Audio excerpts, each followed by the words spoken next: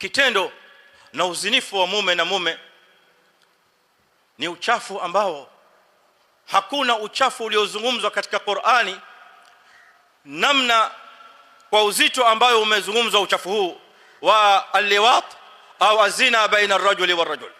Qur'ani imewapa sifa 7. Sifa ya kwanza ni sifa ya israf.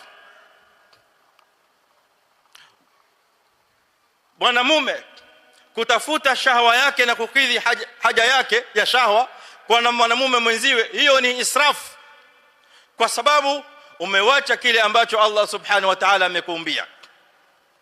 Watadharuna ma khalaqa lakum min rabbukum min azwajikum, mkaacha yale ambayo Allah amewaumbieni katika wake zenu.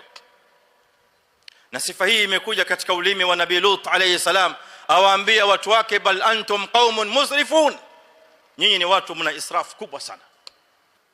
Watu wanafanya kitendo hichi, sifa yao nyingine ndani ya Qur'ani ni sifa ya udwan, sifa ya uadui, kwa maana ya kwamba wanakeuka mipaka ya Allah subhanahu wa ta'ala. Allah ameweka mipaka yake maalum, hayafai mwanadamu yote kuyavuka. Hawa wakayavuka yale mipaka, wakenda katika sehemu ambayo Allah ameharamisha.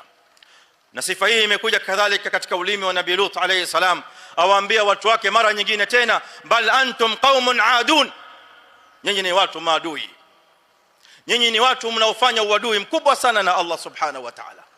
Sifa nyingine ya tatu ya watu hawa ni sifa ya jahli, ujinga. Yoyote ambaye amesimama na sifa hii, huyo amesimama na maadili ya ujinga, maadili ya jahala. Sifa hii imekuja katika ulimi wa Nabii Lut alayhi salam, awaambia watu wake kadhalika mara nyingine tena, bal antum qaumun tajhalun, bali nyinyi ni watu mlio wajinga sana. Sifa ya 4, sifa ya fasad. Na sifa hii kadhalika imekuja katika ulimi wa Nabii Lut alayhi salam, amwambia Mola wake, qala rabbi ansurni ala alqaumi almufsidin, ewe Rabb, ewe Mola wangu ninusuru, niokoe kutokamana na hawa watu wa fasad.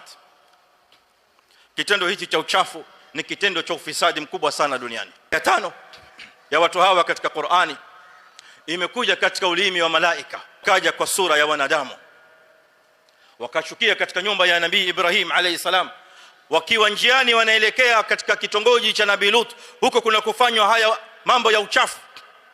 Wakapita kwanza kwa Nabii Ibrahim nyumbani kwake, walamma jaat rusuluna Ibrahim qalu inna muhliku ahli hadhihi alqarya inna ahlaha kanu zalimin.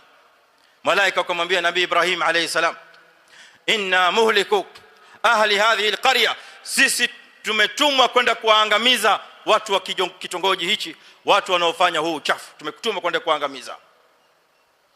Kwa sababu watu hawa, inna ahlaha kanu zalimin, watu hawa ni watu ambao kwa hakika wamekuwa ni madhalim. Ni sifa mbili zimekuja pamoja, ni sifa ya uovu as-su au as-saw, na sifa ya ufasik. Na sifa hizi mbili wamepewa watu hawa kwa matamshi ya Allah subhanahu wa ta'ala jalaluhu, yeye mwenyewe. Allah subhanahu jalla jalaluhu amewaita watu hawa kwa sifa hizi mbili yeye mwenyewe. Walutan atainahu hukman wa ilman, na Lut hakika tumempa hukumu, tumempa sheria na tumempa ilmu. Wanajainahu, na tukamwokoa, min alqaryati allati kanat ta'malu alkhaba'ith, tukamwokoa kutokamana na kitongoji ambacho kilikuwa kinafanya mambo ya uchafu. Innahum kanu, watu hawa wa kitongoji hicho walikuwa qauma sawin, watu waovu, fasikina, watu wa ufasik. Hizi sifa 7 wamepewa watu hawa wanaofanya vitendo kama hivi.